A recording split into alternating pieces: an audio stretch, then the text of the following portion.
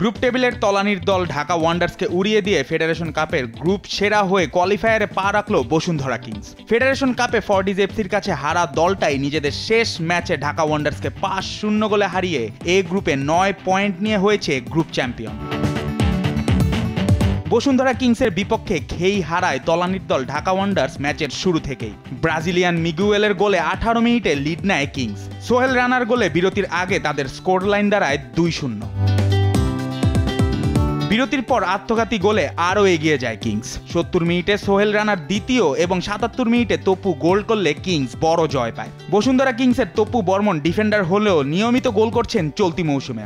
আজও একটি গোল করেছেন এবং ম্যান অব দ্য ম্যাচও হয়েছেন তিনি।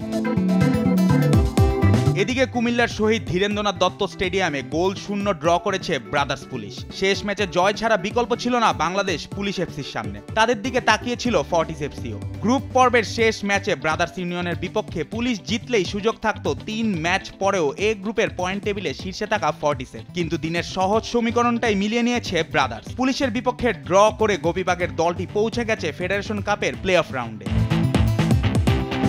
জুবাইর নূর, স্পোর্টস ডেস্ক, দেশ টিভি।